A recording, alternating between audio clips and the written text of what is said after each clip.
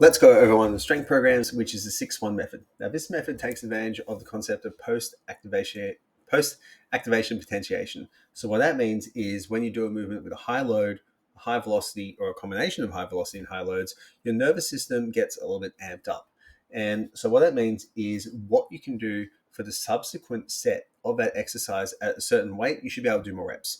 So this program does it by using 1-6-1-6-1-6 as a protocol. So you'll work up to a heavy back squat. Let's just use 100 kilos as like close to 1 RM for this particular case, and 70 kilos being an approximate 6 RM in this case. If you work up to a heavy back squat, say around 92 to 97.5 kilos, for the set of six, what normally could be done with 70, you might be able to do with 72.5. Of course, the nervous system is expecting to lift a really heavy weight, and what happens is this weight then feels lighter on your back. We then do the next thing where we try and do another heavy 1 RM. We might go a little bit heavier if possible, and we try and push that heavy set of six again. And we might go for a heavier 1 RM again and hit that same heavy set of six again.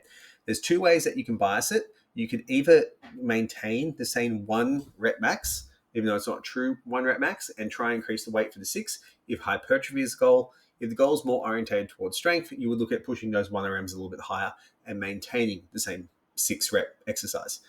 Wait for those 6 reps. So you can bias any of these programs in multiple ways just by slightly changing the variables in what you try and target. For the rest of the program, it's really pretty simple. It's antagonistic supersets for the same body part. So leg press and say leg curl is quads and hams. Then you got your calves and abs at the end. Again, we have the same thing for bench press, same protocol. We have quite a long rest period of 3 minutes to allow for more neuromuscular recovery. And then at the end, we got some dumbbell bench press and seated cable row, and then some arms and shoulders. We do the same thing with deadlifts. Then we got Bulgarian split squats and lying hamstring curls. I apologize for that one. Standing calf raise and ab wheel. And then we have the same thing for a chin up. You would do weighted chin ups for this, and then the same thing, an Arnold press and a lat pull down. So looking at vertical push and pull as your protocol for the 6-1 method. Run this program for approximately 4 to 6 weeks, depending on how your client responds.